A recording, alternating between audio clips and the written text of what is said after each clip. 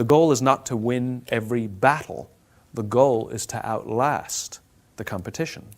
In the military, they give medals to people who are willing to sacrifice themselves so that others may gain. In business, we give bonuses to people who are willing to sacrifice others so that we may gain.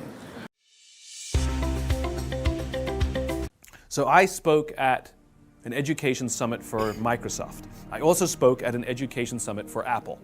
At the Microsoft summit, I would say that 80% of the executives spent the vast majority of their presentations talking about how to beat Apple. At the Apple summit, 100% of the executives spent 100% of their presentations talking about how to help teachers teach and how to help students learn. One was obsessed with their vision, one was obsessed with where they were going, the other one was obsessed with beating their competition. Because the finite player is playing against its competitors, and the infinite player is playing against themselves. The infinite player wakes up every single day and says, how do we be better this week than we were last week? It's a game of constant improvement. But the number of companies that study their competition for strategic reasons is scary, which means they react strategically to their competition and will change entire business models on basically on a whim, which means the company has no stability and is going all over the place. And you're frustrating the people on the inside because they don't know where they're going. It's a constant game of reaction. Not to mention the fact that in the infinite game, it's usually the competitors we don't know about that take us down, not the ones we do know about.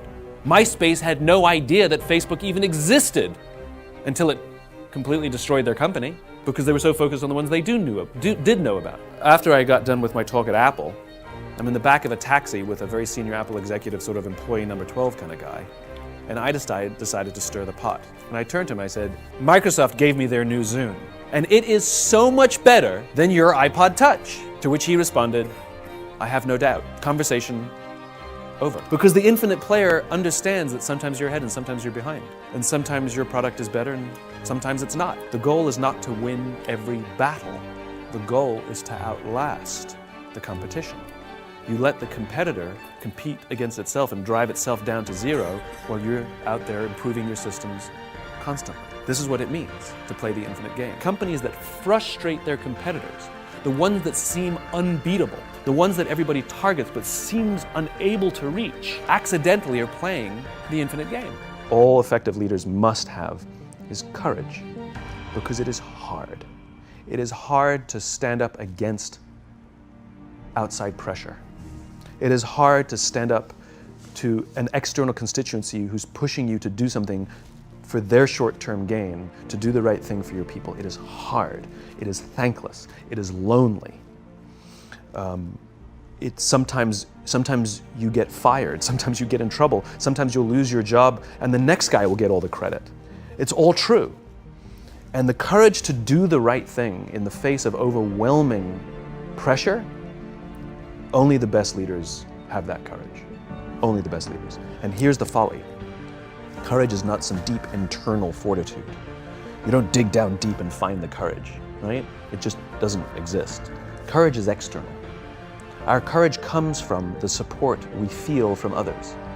In other words, when you feel that someone has your back, when you know that the day that you admit you can't do it, someone will be there and say, I got you. You can do this. That's what gives you the courage to do the difficult thing. Your goals must be tangible. There's a biological reason for that. We're very, very visually oriented animals. You have to be able to see the goal for it to biologically stay focused, right? If you don't write down your goals, if you can't see your goals, it's very hard to get motivated, to get inspired. For example, think about corporate visions, right? A corporate vision has to be something we can see. Right? That's why it's called a vision. You can see it, right? To be the biggest, most respected, to be the fastest growing are not visions. They're nothing, right? What does that even look like? Respected by whom? Your mother? Yourself? Your friends? Your shareholders? Who knows? What's the metric? Dunno. It's amorphous, doesn't motivate us. Just like I can't tell you, you will get a bonus if you achieve more. You're gonna ask me, how much more? I'm gonna say, more. Doesn't work. You need a tangible goal. You need a tangible goal, right? Here's a great vision. Martin Luther King, I have a dream that one day little black children and little white children will play on the playground together and hold hands together. We can imagine that. We can set our sights on that. And every time we achieve a goal and achieve a metric and achieve a milestone that makes us feel like we're making progress to the vision we can see, we keep going and going and going until we achieve something remarkable. You have to be able to see it. So the reason we get managers, the reason we get micromanagers, the reason we get bad leaders is because nobody showed them how to do the job of leadership, for one. And two, they can't help themselves. Of course they're going to tell you to do it their way because they actually do know how to do it better than you, because that's what got them the promotion in the first place. Right. And the transition we have to make is that we are no longer responsible for the job. As I said before, we now become responsible for the people who are responsible for the job. Right? There's not a manager around who's responsible for the results. We're responsible for the people who are responsible for the results. I love talking to CEOs and I'm like, what's your priority? They say, my priority is my customer. I'm like, you haven't talked to a customer in 10 years. You know, you have no impact on a customer at all. Right. What you can do is screw with someone's life who will then impact your customer, or support someone who will then impact your customer. Such right? Powerful. Leaders are responsible for the people, who are responsible for the people, who are responsible for the people, who are responsible for the customer. Get that chain right. That is the chain of command. Get that chain right, and everything goes just fine. Get that chain wrong, and then the people who are touching the customer, inventing the product, selling the product, figuring out ways how to build the company, manage the numbers, manage the processes, manage the operations. In other words, all the heavy lifting. Get that chain wrong, and those people will spend more time protecting themselves from you than doing their job. So we give somebody an arbitrary target, sales, revenues, whatever it is, on an arbitrary date, see in a year from now. And if they hit that target, we bonus them and say, good job. And if they miss that target, we say, better luck next time, right? But if we're playing the infinite game, and this is what we started doing, we become more preoccupied with the trend over the absolute target that they hit. So for example, what if somebody's building really good solid systems that are showing really good incremental growth? Really stable, good, solid incremental growth. But by the time we hit 12 months, they're short. They miss the target. You're damn right I'm gonna bonus that person, because what they're doing is they're building the right systems that I can see will hit the target. I can see it. Will hit the target 15 months from now. In other words, we got the date wrong. It's the date that should adjust, not the other way around. Versus somebody who hits the target, but if I go back and look at what they did, and it looks like their performance is this, and they're stabbing people in the back, and they're, beg, borrowing, and stealing, and dropping the price, and doing whatever it takes to make the sale, because they gotta hit the target, and on the right day, on the right time, we bonus them, which is rewarding them for building an unstable company. The trend matters. Sometimes it hits the date, sometimes it doesn't. The dates are there to help guide us. It's not about the events. It's not about intensity. It's about consistency. Right? You go to the dentist twice a year, your teeth will fall out. You have to brush your teeth every day for 2 minutes. What does brushing your teeth twice a day for 2 minutes do? Nothing. Unless you do it every day, twice a day for 2 minutes. Right? It's the consistency. Going to the gym for 9 hours does not get you into shape. Working out every day for 20 minutes gets you into shape. So the problem is we treat leadership with intensity. We have a 2-day offsite, we invite a bunch of speakers, we give everybody a certificate. You're a leader, right? Those things are like going to the dentist. They're very important. They're good for reminding us or getting us back on track, learning new lessons. But it's the daily practice of all the monotonous, little, boring things like brushing your teeth that matter the most. She didn't fall in love with you because you remembered her birthday and bought her flowers on Valentine's Day.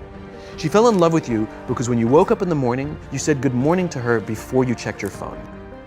She fell in love with you because when you went to the fridge to get yourself a drink, you got her one without even asking. She fell in love with you because when you had an amazing day at work and she came home and she had a terrible day at work, you didn't say, yeah, but let me tell you about my day. You sat and listened to her awful day and you didn't say a thing about your amazing day. This is why she fell in love with you. I can't tell you exactly what day, and it was no particular thing you did. It was the accumulation of all of those little things that she woke up one day and as if she pressed a button, she goes, I love him. Right? Leadership is exactly the same. There's no event. There's no thing I can tell you you have to do that your people will trust you. It just doesn't work that way. It's an accumulation of lots and lots of little things that anyone by themselves is innocuous and useless.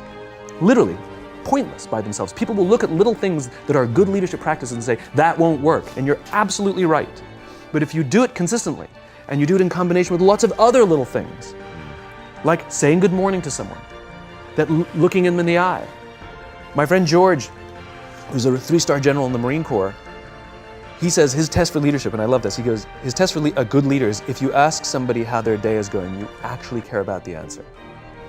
Right? The number of times we're walking to a meeting, we're rushing, we go, how are you? Not good, I got to get to you later, I'm late for a meeting. Right. If you ask the question, you were standing there and you were listening to the answer. It's those little innocuous things that you do over and over and over and over that people will say, I love my job. The biggest lesson I learned was because I was the boss, you know, in my own mind. Yeah. I thought I had to know all the answers, and if I didn't, I thought I had to pretend that I did. And that's stupid. What I learned is that just because I may have the top position in the hierarchy, I'm not expected to know everything, and if I pretend to know everything, it diminishes the value of all the great ideas and the great intelligence around me. And when things got difficult, I would never admit it. Right, I would just put on a brave face and show up every day. The biggest lesson I learned was to say, I don't know, I don't understand, or I need help at any level about any subject. Yeah. And amazingly, I was always surrounded by people who wanted to help or who knew answers, but they never offered to help or offer the answers because they didn't think I needed it, because I kept pretending that I knew it all. Right. Not to mention the fact that nobody likes a know-it-all. So that was huge for me. And when I was willing to ask for help and accept it when it was offered, and sort of accept the humility of the fact that other people know a lot more about a lot of things than I know. And I know one thing, you know, and they know lots of things. That's when things really started to move. If an alcoholic masters all 11 steps and not the 12th, it's highly likely they'll drink again. If they master the 12th step, they're much more likely to overcome the disease. The 12th step is the commitment to help another alcoholic. Right. It's service. And this really is the most powerful thing in the world, which is, it's not about us, it's about others. You know, there's an entire section in the bookshop called self-help. There's no section in the bookshop called help others, right? And it's not about how can I lose 10 pounds? How can I find the job that I love? How can I find the love of my life? You know? No. It's not how can I lose 10 pounds, it's how can I help somebody I care about live a healthy lifestyle. It's not how can I find the job that I love, it's how can I help somebody I care about find a lifetime of joy in their work. It's not how can I find true love, it's how can I help my friends settle down and live the life they want to live. And ironically, if we set out to help people solve the problems that we struggle with ourselves, that in turn is what teaches us the solutions.